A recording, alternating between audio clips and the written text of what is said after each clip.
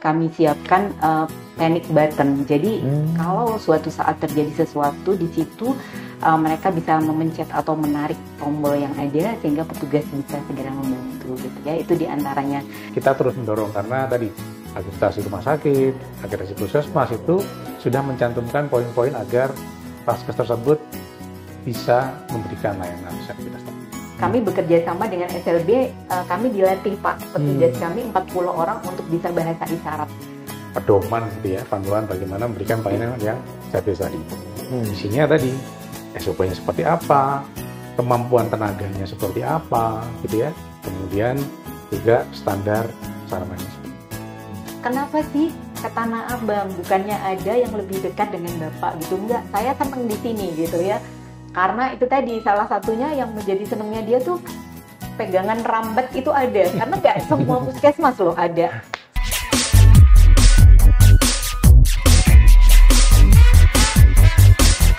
Hai Healthies, ketemu lagi dengan saya Udin Amantio di podcast Kementerian Kesehatan ya, Kemenkes, Kementerian Kesehatan Podcast. Nah, episode kali ini kita akan membahas mengenai layanan disabilitas di fasilitas kesehatan seperti puskesmas ya. Karena memang fasilitas kesehatan harusnya memang terbuka untuk semua kalangan ya. Jadi semuanya harus bisa dilayani termasuk para penyandang disabilitas.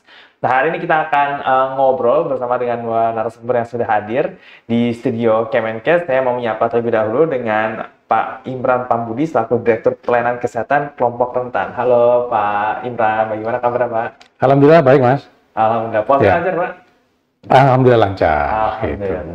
Dan juga saya mau menyapa juga dengan Dr. Opi Norviana, MKM selaku Kepala Puskesmas Tanah Abang. Halo Dr. Halo, Opi. selamat pagi. Gimana kabarnya Dok? Alhamdulillah sehat. Oke, baik. Terima kasih sudah hadir Pak Imran, Dr. Opi di studio Kemenkes untuk ngobrol mengenai layanan disabilitas di fasilitas kesehatan. Baik, saya mau nanyakan dulu nih kepada Pak Imran nih. Sebenarnya kalau dari kebijakan pemerintah nih, terutama dari Kementerian Kesehatan untuk mendukung para penyandang disabilitas dalam mengakses layanan kesehatan itu seperti apa, Pak? Ya. Jadi kalau secara kebijakan, ya sebenarnya Kemkes ini juga, saya kira bukan hanya Kemkes ya, ini kan disabilitas itu masalah bukan hanya kesehatan ya, tapi yang lainnya. Jadi kita ada undang-undang kesehatan, ada PP-nya, turunan-turunannya. Nah, itu sudah mengamanatkan bahwa kita perlu mengadres secara khusus nih terkait dengan disabilitas, mulai dari penemuan kasusnya, ya kan, kemudian terapinya, sampai rehabilitasnya. Nah, kalau fokusnya sendiri untuk kesehatan ini kan lebih ke arah pelayanan dan rehabilitasi. Nah, intinya adalah kita harus bisa memberikan pelayanan yang inklusif. Inklusif itu apa? Tidak membeda-bedakan. Atau gampangannya adalah orang yang disabilitas itu harus bisa mengakses layanan kesehatan sama seperti yang ada atau sama yang diberikan kepada orang yang non-disabilitas. Supaya bisa inklusif, itu harus sarananya harus standar. Contohnya, tadi itu umpamanya kalau di puskesmas atau rumah sakit harus ada rem, gitu kan? Kalau orang yang pakai kursi roda segala macam dia bisa naik, gitu ya.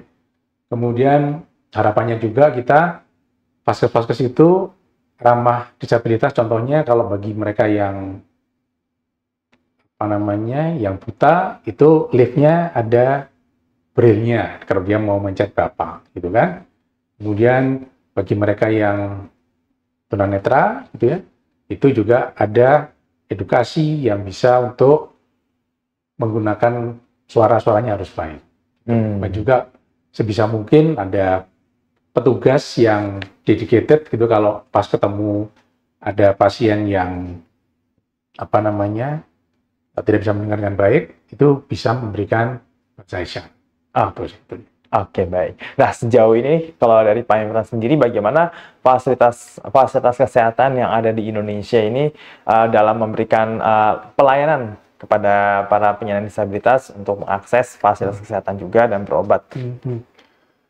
Kalau menurut pandangan kami, sebetulnya di dalam akreditasi itu sebenarnya sudah tercantum. Ya. Cuman kan kembali lagi, akreditasi ini kan suatu proses ya. Kalau di rumah sakit, saya kira nanti dengan Dr. Rofi juga bisa menyampaikan itu. Kalau rumah sakit sepertinya lebih banyak ya dok ya, yang sudah bisa memberikan pelayanan untuk disabilitas. Tapi kalau puskesmas dan layanan kesehatan dasar ini masih ya belum semua lah. Tapi kita terus mendorong karena tadi akreditasi rumah sakit, akreditasi puskesmas itu sudah mencantumkan poin-poin agar vaskes tersebut bisa memberikan layanan disabilitas tadi. Oke, baik. Nah, Dr. Rofi, di Puskesmas Tanah Abang sendiri ini sesuai dengan amanat dari Kementerian Kesehatan juga ya, untuk memberikan akses layanan kesehatan kepada para penyandang disabilitas. Itu bagaimana kalau di Puskesmas Tanah Abang? Baik, jadi seperti tadi yang dibilang oleh Pak Imran bahwa memang kita harus bisa menyiapkan layanan serta fasilitas yang inklusif gitu ya, mulai dari sarana prasarana. Nah, alhamdulillah seperti yang Pak Imran tadi katakan bahwa misalnya jadi ada standar memang sarana prasarana yang harus disiapkan oleh Pasienkes gitu ya untuk disabilitas ini khususnya. Nah, kami sudah menyiapkan ya, jadi seperti guiding block itu wajib harus ada, kemudian pegangan rambat itu harus ada, ram atau jalur landainya. Kemudian lift, kami juga sudah menyiapkan lift yang ada huruf braille maupun moda suara. Jadi tiap lantai saat berhenti dia akan ada bunyinya gitu. Ini lantai 1, ini lantai 2 gitu sehingga mereka terbantu ya.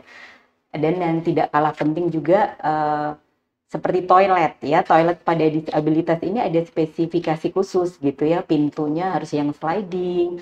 Kemudian wastafelnya tingginya tidak boleh lebih dari 85 cm sehingga kursi rodanya bisa masuk gitu. Kemudian juga harus ada juga kami siapkan panic button. Jadi kalau suatu saat terjadi sesuatu di situ mereka bisa memencet atau menarik tombol yang ada sehingga petugas bisa segera membantu gitu ya. Itu diantaranya. Termasuk juga penyediaan sarana seperti alat bantu ya.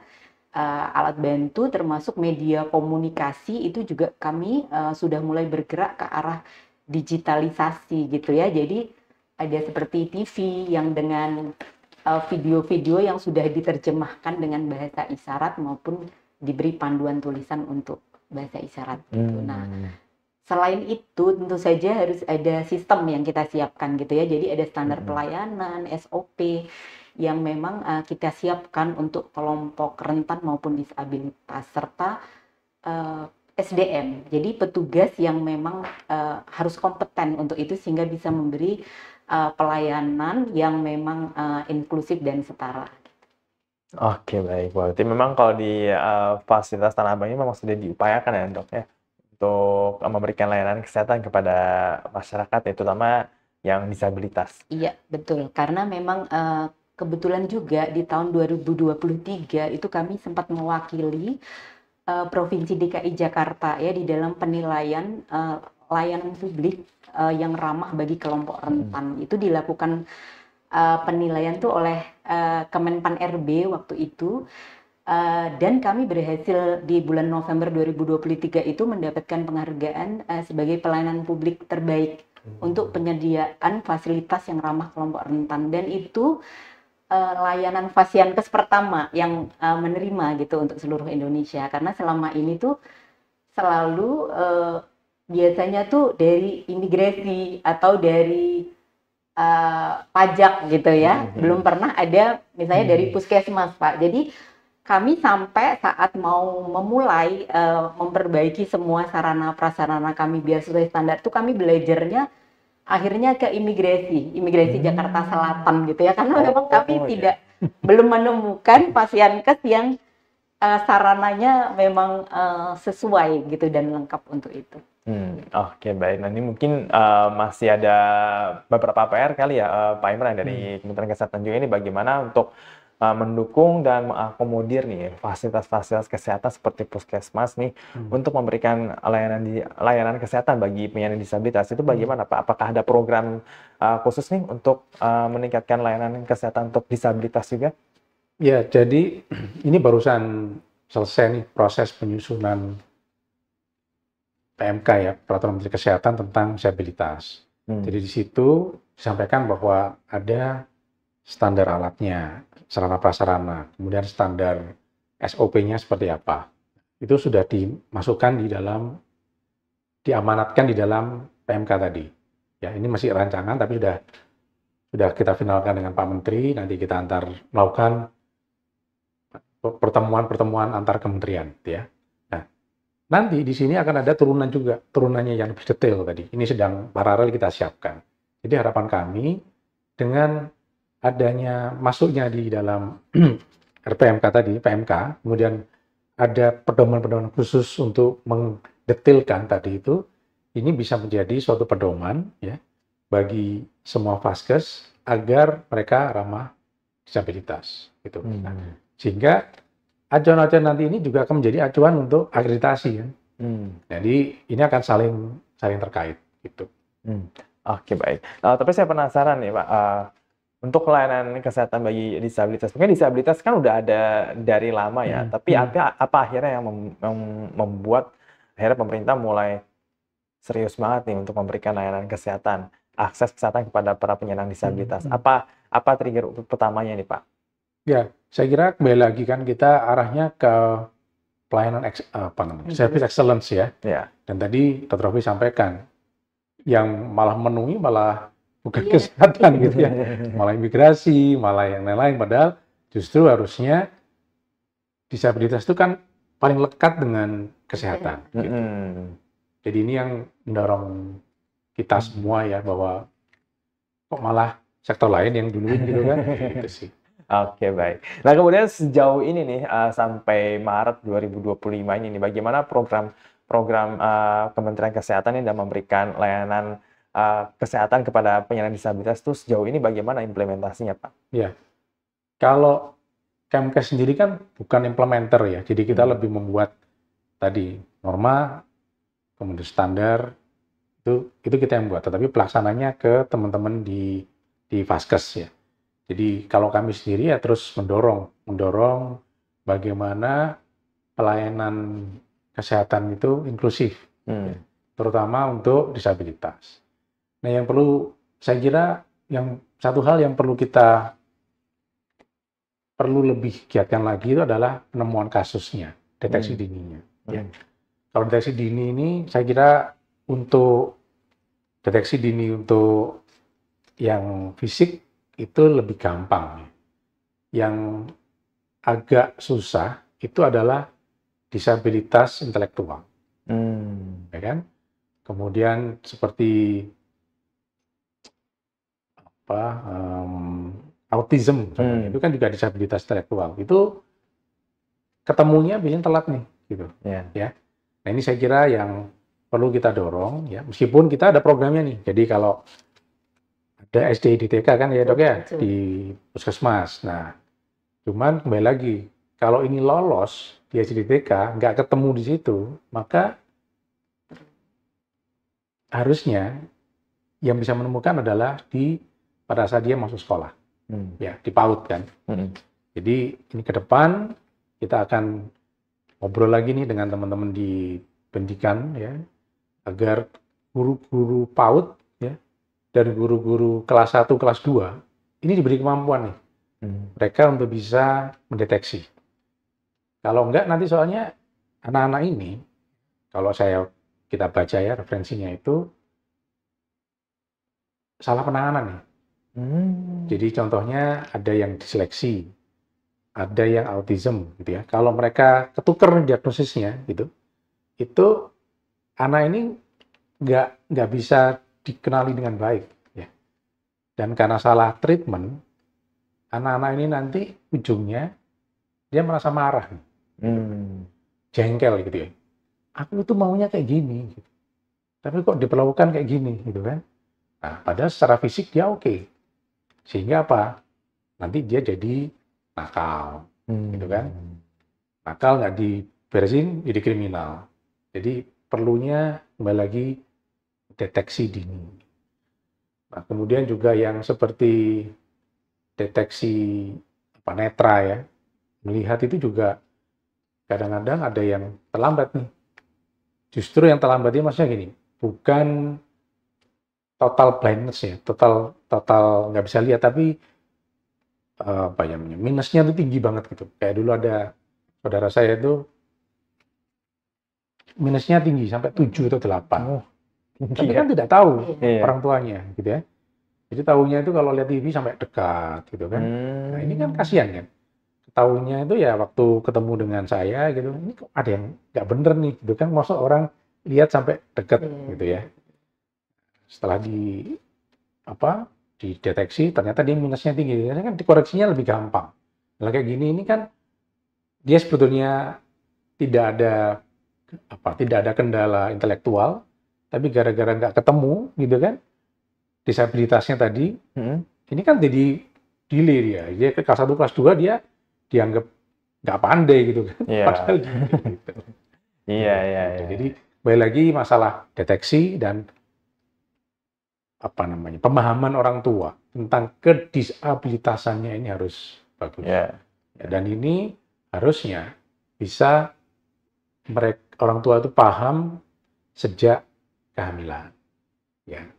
Program-program ANC menjelaskan, nakes menjelaskan kepada ibu bahwa ini berbagai spektrum disabilitas itu harus ada, gitu Mas. Oke, baik. Nah, Dokter Lovis ini mungkin boleh diceritakan nih perjalanan dari Puskesmas Tanah Abang yang akhirnya mulai memberikan layanan kesehatan kepada penyandang disabilitas sampai akhirnya bisa menjadi seperti Puskesmas Tanah Abang yang sekarang.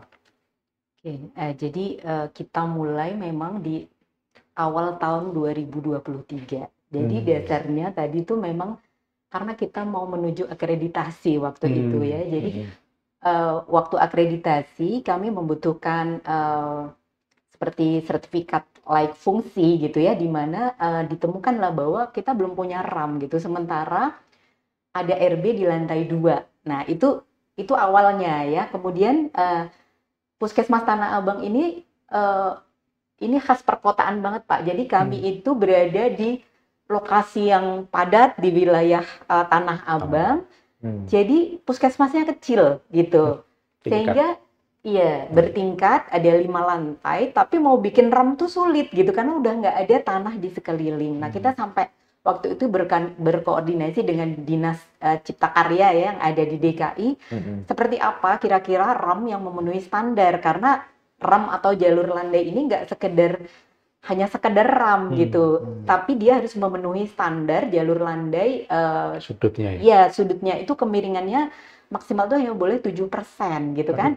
Nah, sehingga yang ada saat itu di kami itu mungkin sampai 20 sampai derajatnya itu. Jadi benar-benar orang kalau bawa kursi roda itu luar biasa, apalagi kalau ibu hamil gitu ya. Nah, sehingga akhirnya memang didapatkanlah bahwa kita buat melingkar. Mungkin kalau yang sudah pernah ke Tanah Abang itu melihat bahwa RAM kami itu mengelilingi hampir 1/3 bangunan, Pak. Jadi dari 1/3 atau 2/3 bangunan gitu ya, biar sudutnya itu tetap segitu. Nah, kemudian itu bertepatan juga ternyata saat kami mulai membangun itu, mulailah kita memang mengajukan layanan yang akan dinilai gitu waktu itu oleh Kemenpan RB gitu ya. Dan sesuai juga bahwa sebenarnya di DKI itu sudah ada perda tentang penyandang disabilitas, itu perda nomor 4 tahun 2022. Nah, sehingga memang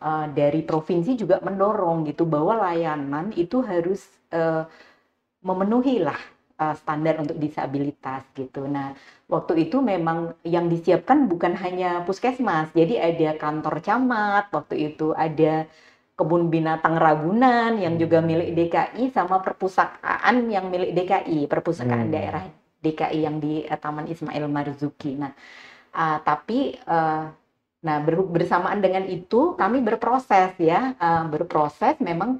Kita upayakan kalau di dalam SE-nya Kemenpan RB tentang layanan publik tuh ada sebenarnya 14 sarpras gitu yang harus dipenuhi untuk pemenuhan sarana itu. Jadi kami berusaha memenuhi semua kriteria itu ya, termasuk kriteria tambahan seperti petugas yang dilatih itu kami juga berupaya memenuhinya. Jadi waktu itu kebetulan di wilayah Tanah Abang tuh ada sekolah luar biasa SLB. Kami bekerja sama dengan SLB, kami dilatih Pak, petugas kami 40 orang untuk bisa bahasa isyarat. Jadi kami sudah pelatihan itu termasuk inovasi. Nah, tadi menyambung yang Pak Imran sampaikan tentang deteksi dini atau SDIDTK, kami juga sudah punya. Jadi kami punya inovasi namanya Si Kembang, Anak Tanah Abang. Jadi itu pengembangan dari SDIDTK Kemenkes Pak, yang kami buat dalam bentuk website yang bisa diakses oleh orang tua, oleh kader sama guru PAUD. Jadi semua anak dari usia 0 sampai 72 bulan itu akan dideteksi dini di wilayah Tanah Abang gitu. Dan alhamdulillah sampai dengan saat ini kita sudah di atas 90% anak yang terdeteksi gitu. Nah, prosesnya seperti itu dan kami terus mengembangkan ya sampai dengan saat ini. Termasuk yang terbaru itu kerjasama lagi dengan SLB, kami membentuk agent of change. Jadi anak-anak yang disabilitas ini kita siapkan bisa menjadi agen perubahan, terutama di dalam perilaku hidup bersih dan sehat. Kita buat permainan ular tangga yang dengan aksara yang bisa dimengerti oleh anak-anak yang tunarungu gitu. Jadi aksaranya kan khusus itu, tidak seperti kita gitu Pak. Jadi mereka bisa bermain dengan gembira, tapi pesan kesehatannya juga tersampaikan gitu. Jadi sampai saat ini kita masih terus berproses untuk memperbaikinya. Oke, Bang. Ini keren banget ya. Jadi memang untuk layanan disabilitasnya di Puskesmas Tanah Abang memang benar-benar setotal itu ya. Jadi bukan hanya di dalam gedung, kita juga sampai ke luar gedung gitu ya. Layanan ini bisa kita kerjakan seperti Si Kembang itu bisa dikerjakan di PAUD, di Posyandu gitu, bukan hanya di Puskesmas. Oke, baik. Nah, kalau misalkan layanan kesehatannya udah lumayan oke nih kan ya, kemudian baik yang berobat, tentu yang jadi salah satu kendala adalah ramai ya kan, dan akhirnya orang pada mengantri nih ya, mengantri untuk nunggu giliran berobat atau ngambil obat. Nah, kalau untuk penyandang disabilitas sendiri nih, ada nggak sih kayak misalkan antrian khusus untuk para penyandang disabilitas itu sendiri? Iya, kita menyiapkan ya, karena memang mereka walaupun layanan inklusif, tentu saja di dalam sehari-harinya itu ada hambatan dalam mengakses layanan gitu ya. Sehingga kita menyiapkan memang mulai dari depan itu sudah ada pendaftaran yang memang ada anjungan pendaftaran mandiri gitu ya. Seandainya mereka datang, itu nanti sudah ada ada petugas khusus yang sudah menggunakan PIN gitu, yang mereka sudah dilatih untuk melayani teman-teman disabilitas. Kemudian di anjungan pendaftaran mandiri itu sudah ada layanan prioritas. Salah satunya, jadi prioritasnya bukan hanya disabilitas sebenarnya, tapi termasuk lansia, ibu hamil, kemudian anak-anak gitu ya. Nah itu ada, kemudian jika mereka misalnya pasien baru atau bermasalah dengan anjungan pendaftaran yang mandiri, nanti bisa dibantu ke loket yang memang ada loket prioritas juga gitu. Kemudian jika di dalam pelayanan ini mereka membutuhkan misalnya pemeriksaan laboratorium gitu ya, berarti kan dia akan berpindah dari polinya disabilitas ke layanan laboratorium. Nah, itu ada antrian tersendiri untuk mereka. Jadi memang diprioritaskan gitu antrian. Oke, baik. Wah, ini keren ya untuk Puskesmas Tanah Abang. Jadi memang penyandang disabilitas nggak perlu khawatir lagi nih kalau mau berobat ya kan, bisa ke Puskesmas Tanah Abang. Oke, Pak Imron, ini tentunya dalam mensosialisasikan ya, dan juga membantu para fasilitas kesehatan untuk meningkatkan kualitas layanan untuk penyandang disabilitas, tentu ada tantangan dan hambatannya nih. Nah, tantangannya apa nih Pak Imron dalam memberikan edukasi juga mensosialisasikan tentang pentingnya memberikan layanan kesehatan kepada disabilitas? Ya, jadi kalau dilihat kan memang pertama terkait dengan standar alat, standar infrastruktur tadi yang disampaikan oleh Dr. Rofi. Jadi, dan Puskesmas itu kan bukan miliknya Kemkes susahnya. Daerah itu kan yang biayain daerah nih. Sehingga bagaimana pemenuhan sarana prasarana tadi itu betul-betul dibiayai oleh daerah. Saya kira itu penting, ya kan? Kemudian kedua terkait dengan keterampilan tadi, keterampilan petugas. Ini untung Tanah Abang sebelahnya ada SLB gitu Iya, ya, Dok ya. betul. Nah, tapi kan nggak semua. Sehingga kita sedang proses untuk membuat pelatihan MOOC tadi untuk bahasa isyarat contohnya. Supaya apa? Supaya pelatihannya itu atau nakes-nakes yang ingin belajar atau vaskes yang ingin untuk meningkatkan pelayanan seperti Tanah Abang ini bisa terfasilitasi, ya kan? Karena kan kalau SLB harus ke 10.000 puskesmas kan susah, gitu ya. Kemudian, nah yang penting juga adalah SOP-nya. SOP. Ada remnya ada, tenaga ada, tapi SOP-nya enggak. Jadi contohnya tadi yang Mas Ardi tanyakan. Line khusus, loket khusus untuk apa tadi? Prioritas. Untuk prioritas untuk para penyandang disabilitas. Ya, itu kan SOP itu. Makanya sekarang kita juga sedang membuat suatu pedoman gitu ya, panduan bagaimana memberikan pelayanan yang disabilitas tadi. Isinya tadi, SOP-nya seperti apa, kemampuan tenaganya seperti apa, gitu ya. Kemudian juga standar sarananya seperti apa. Oke. Nah tadi untuk melakukan hal seperti itu tentunya kan ada beberapa strategi yang perlu dilakukan ya, Pak Imran. Ini strategi ini kalau dari Kementerian Kesehatan ini bagaimana? Ya, tadi pertama kita jadikan itu suatu norma. Makanya RPMK-nya harus ada. Sehingga kalau sudah RPMK-nya ini, maka kita bisa memaksa gitu ya, semua vaskes untuk bisa patuh terhadap ini. Yang kedua adalah standarnya ada, maka kita bisa minta daerah atau siapapun pemilik dari vaskes itu untuk bisa memenuhinya. Gitu. Kemudian yang ketiga adalah ya kita mencoba untuk memfasilitasi sumber daya, ya kan? Ini ada beberapa potensi bantuan luar negeri, gitu kan? Atau kita juga bisa mengidentifikasi potensi dalam negeri, contohnya dengan CSR, CSA, itu kan juga cukup banyak. Ya. Tinggal bagaimana kita mengkonekkan, gitu ya? Karena masing-masing CSR, masing perusahaan itu mempunyai interest yang sendiri-sendiri. Oh dia sukanya untuk, dia sukanya untuk membantu disabilitas netra, gitu kan. Satu lagi disabilitas yang fisik, nah itu tinggal kita lockkan. Gitu. Mana mungkin dia prefernya ke vaskes yang daerah mana, ya udah kita kan fasilitasi. Jadi kita mencoba untuk berbagai macam. Kemudian juga yang penting juga adalah ini, memampukan para penyandang disabilitas. Mereka kan punya organisasi kan ya. Nah ini yang selalu kita lakukan dialog gitu ya. Contohnya kayak minggu depan kami akan mengundang semua stakeholder-nya disabilitas ini, ngajak ngobrol nih gitu kan. Oh apa sih kebutuhanmu gitu kan. Kemudian mungkin dari sisi dari organisasi profesi, dari dokter, dari organisasi terapis bicara, mereka punya sesuatu yang bisa membantu, akan kita pertemukan. Jadi itu yang coba kita lakukan, gitu Mas. Oke, baik ya. Jadi memang perlu kolaborasi juga ya, Pak Imran ya, dengan semua pihak untuk memberikan layanan kesehatan kepada semua kalangan dan lebih inklusif ya. Iya. Oke, baik. Nah, Dr. Rofi, ini kalau misalkan kita boleh tanya nih untuk sejauh ini sampai Maret 2025 di Puskesmas Tanah Abang, itu bagaimana nih pelayanan terhadap penyandang disabilitas so far ya sejauh ini?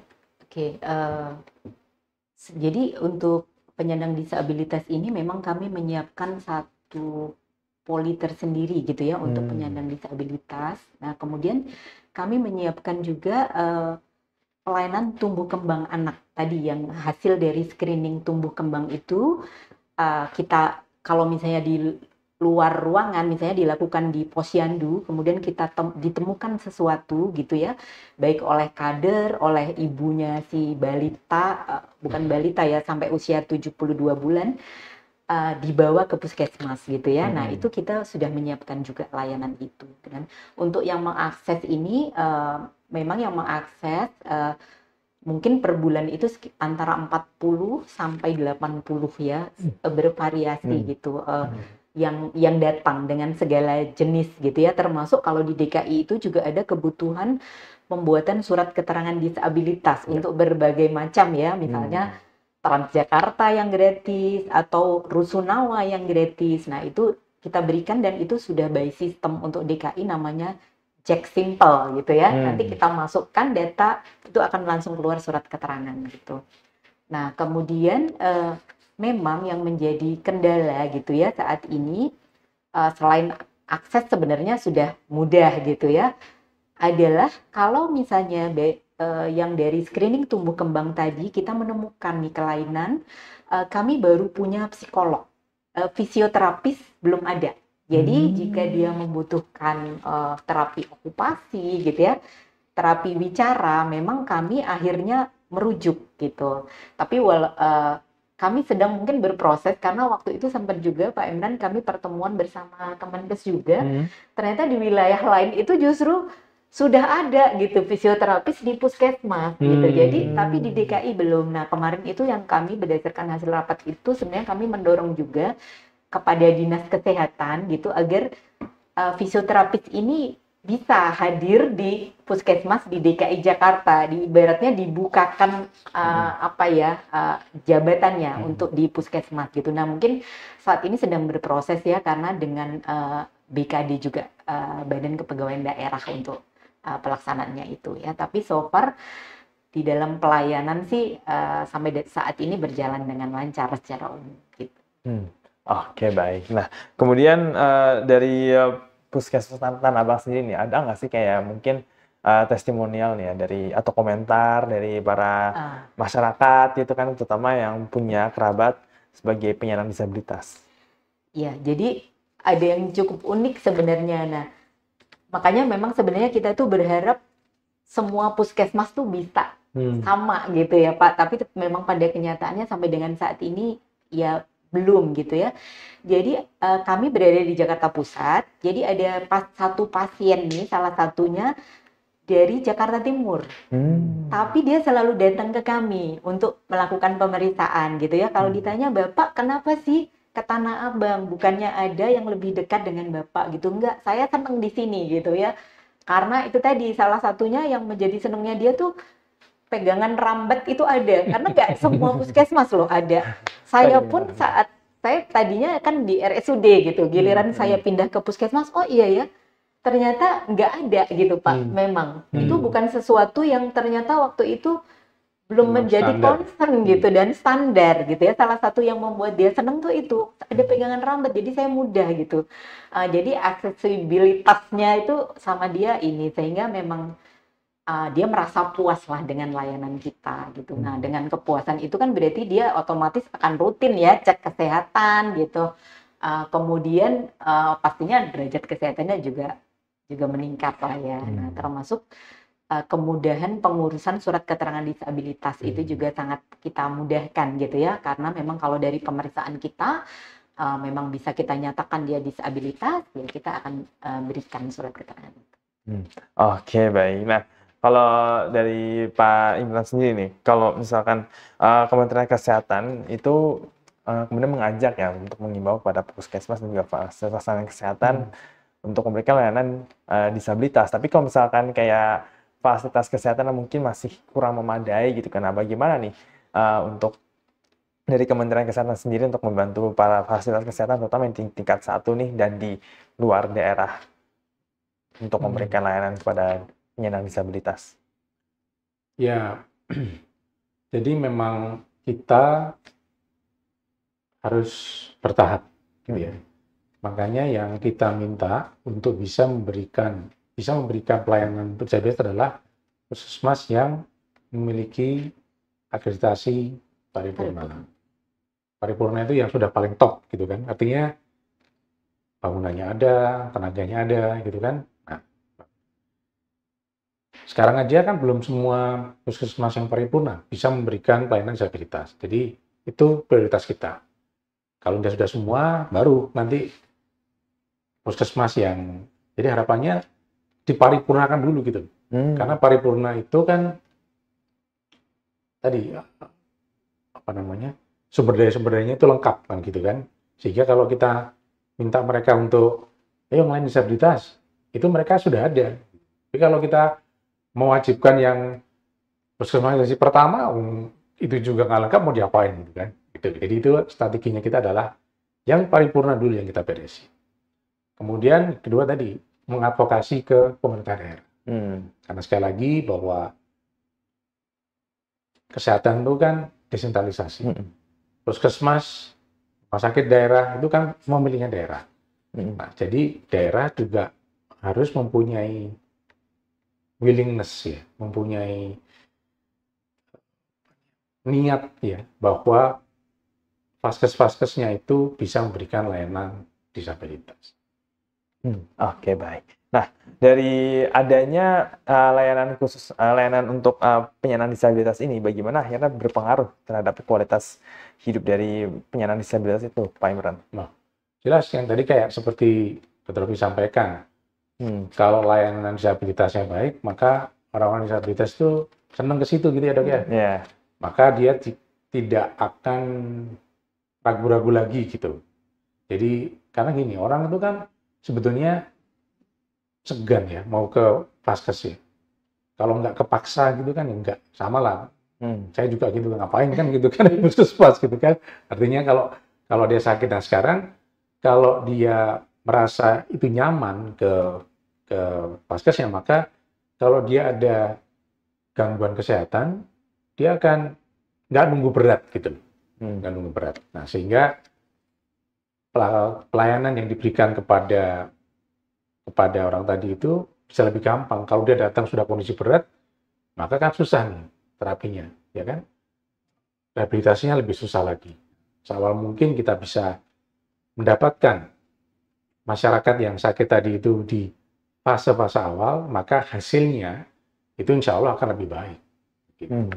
Oke, baik. Nah, Pak Imran, bagaimana akhirnya Kementerian Kesehatan memfasilitasi atau membantu nih para tenaga kesehatan untuk mulai dilatih ya untuk bisa memberikan dukungan kepada para penyandang disabilitas yang datang ke fasilitas kesehatan? Ya, kami sekarang sedang proses untuk membuat training menggunakan internet platform, jadi MOOC.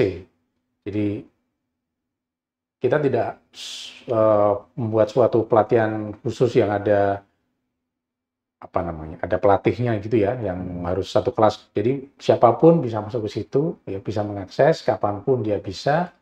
Nah, ini akan ada terus gitu, sama kayak pelatihan tuberkulosis gitu kan, gitu. Nah itu sedang kita buat sehingga tadi teman-teman yang mau belajar itu nggak nunggu kapan ya ada pelatihan, gitu. Nah kan ya sempatnya kan kapan gitu. Nanti orang yang interest ternyata pas dibuka pelatihannya pas dia nggak bisa. Nah, jadi ini sedang kita buat supaya orang bisa semakin semakin terbuka gitu ya jadwalnya segala macam. Kemudian yang kedua adalah kami juga mencoba memfasilitasi tadi layanan dari puskesmas yang tadi kan untuk bisa membagikan ini loh. Kayak tadi Dr. Robi sampaikan, proses membuat puskesmas untuk bisa ramah disabilitas itu kan nggak gitu kan, gitu kan. Tapi pendidikan proses, melihat ini dulu gitu kan, terus nanya ke yang mana? Cipta Karya ini gimana ya, kecil gini masa mau remnya mau 30 derajat, dorongnya seperti apa? Ini kan orang kan nggak tahu gitu kan. Taunya hanya Tanah Abang bagus gitu kan. Tapi nggak tahu perjuangan seperti apa. Nah, saya kira ini perlu ada sharing-sharing pengalaman ya dari yang sudah pada yang akan ini seperti apa supaya mereka tahu kalau nyiapin itu ya ini step-stepnya harus dibuat. Kemudian dari Pemdanya apa yang harus dilakukan. Oke, baik. Nah, dari Dr. Rofi sendiri nih di Puskesmas Tanah Abang, bagaimana akhirnya para tenaga kesehatan dan juga semua staf yang ada di sana tuh bisa akhirnya memahami dan membantu untuk memberikan layanan kesehatan nih kepada penyandang disabilitas. Misalkan kalau misalkan yang datang tuh tuli gitu kan, dia kan berkomunikasi dengan bahasa isyarat. Nah, itu kayak gimana? Ya, jadi memang tadi ya di awal saat kita menentukan bahwa kita akan menjadi puskesmas yang ramah terhadap kelompok rentan, khususnya disabilitas gitu ya, memang kita latih gitu ya. Di awal itu memang pelatihan bahasa isyarat. Nah, bahasa isyarat itu ternyata nggak ada dua jenis ya Pak, ada Iya, BC misi. dan Bisindo. Heeh. Waktu itu kita belajarnya itu BC karena dengan SLB, jadi semacam kayak bahasa baku ya kalau BC itu. Kemudian ada Bisindo yang itu bahasa sehari-hari, karena ternyata tidak semua teman disabilitas ini saling memahami bahasa itu. Jadi kita berusaha dua-duanya dapat nih petugas kita gitu. Walaupun memang untuk Bisindo ini kami baru 4 petugas gitu. Nah, kita upayakan terutama petugas frontliner yang ada di depan itu yang utama dulu gitu ya. Karena kalau mereka pertama datang udah bingung petugasnya, ya dia akan pasti nggak nyaman gitu ya. Sehingga memang frontliner. Jadi petugas loket, security, dan petugas layanan disabilitas, termasuk laboratorium, karena juga mereka biasanya banyak ya mengakses layanan laboratorium itu kita latih gitu ya. Jadi memang dan ada pertemuan-pertemuan. Jadi saat selalu ada pertemuan reguler, kalau di Tanah Abang tuh ada namanya sharing session gitu ya. Yeah. Nah, itu salah satunya adalah bagaimana layanan disabilitas ini kita laksanakan, termasuk standar pelayanan kita seperti apa gitu. Dan di setiap ruangan itu termasuk di depan ruang disabilitas kami tempelkan standar pelayanannya itu seperti ini. Berapa menit pasien menunggu misalnya untuk bertemu dokter itu ada di situ. Termasuk standar pelayanan ini sudah kami terjemahkan ke dalam huruf braille. Jadi mereka bisa. Kami punya standar pelayanan, mereka ingin tahu, dan ini kita akan jelaskan dengan itu, huruf braille itu. Oke, baik. Oke, baik Dokter Ovi dan juga Pak Imran, ini kita semua memasuki penghujung dari Kemenkes untuk episode kali ini. Tapi sebelum saya tutup, boleh untuk Pak Imran dan juga Dokter Ovi untuk memberikan pesan-pesan kepada healthies yang menyaksikan terkait layanan kesehatan soal disabilitas. Dimulai dari Pak Imran. Iya. Jadi disabilitas ini kan bisa terjadi kepada siapa saja. Jadi bahkan semua orang bisa bisa. Orang normal pun nanti dia sakit atau amit-amit kecelakaan, dia juga bisa disabilitas. Ya, jadi marilah kita untuk bisa memberikan perhatian kepada masalah disabilitas ini. Pertama, prevention-nya. Ya, kita harus jaga supaya tidak jadi disabilitas. Yang kedua adalah bagaimana deteksinya, supaya ketemunya itu tidak dalam fase yang lanjut. Dan yang kedua adalah, hal kedua yang perlu saya sampaikan adalah bahwa kita harus menghilangkan stigma. Itu yang penting juga. Tadi belum sama saya sampaikan. Stigma kepada orang yang disabilitas. Karena kalau kita sudah menstigma mereka, maka kita tidak bisa memberikan layanannya equal. Tidak bisa memberikan layanan yang inklusif gitu kan. Jadi ini harus dibuka. Dan yang ketiga, saya kira kita perlu dukungan ya, dari semua pihak. Bukan hanya dari nakes, tapi juga dari masyarakat. Ya, agar masalah disabilitas ini menjadi suatu isu bersama. Agar kita bisa memberikan akses ya, kepada mereka. Contohnya nih, paling gampang kan di busway ya Bu ya. Ada kursi untuk disabilitas, tapi yang dudukin, gitu kan. Jadi ini kan harus sama-sama, artinya pemerintah menyediakan, tetapi masyarakat juga harus menjaga agar fasilitasnya ini bisa digunakan untuk yang disabilitas. Oke, baik. Terima kasih Pak Imran. Silakan Dr. Novi untuk memberikan pesan-pesan kepada healthies yang menyaksikan. Oke, baik. Jadi memang yang dibutuhkan oleh disabilitas ini adalah layanan yang inklusif ya, dimanapun, bukan hanya dari sektor di bidang kesehatan, tapi dari semuanya. Saya mengajak marilah kita bersama-sama gitu ya, dengan paradigma bahwa disabilitas ini adalah bagian dari masyarakat gitu ya, sehingga mereka kita harapkan memang bisa mengakses apapun itu ya, khususnya dalam bidang layanan kesehatan bisa mengakses, dan kita bisa memberi pelayanan yang baik kepada mereka sehingga terwujud sebuah kepuasan gitu ya akan kualitas layanan yang kita berikan. Saya mungkin berharap dimanapun teman-teman berada bisa menyiapkan gitu ya sarana prasarana yang bisa menunjang untuk teman-teman disabilitas ini. Oke, baik. Dr. Ovi dan Pak Imran, terima kasih sudah hadir di Kementerian Kesehatan Podcast episode kali ini. Semoga sehat selalu, semoga lancar selalu untuk puasa di bulan Ramadannya. Amin. Dan semoga kita bisa berbincang di lain kesempatan ya. Ya. Oke, Healthies itu dia untuk Kementerian Kesehatan Podcast episode kali ini. Semoga informasi yang tadi sudah disampaikan oleh Pak Imran dan juga Dr. Ovi bisa bermanfaat untuk Healthies semua, terutama yang punya kerabat ya atau teman atau anggota keluarga yang disabilitas. Oke, kita ketemu lagi di episode Kemenkes selanjutnya. Saya Dara Mantio pamit undur diri dan saya ucapkan salam sehat.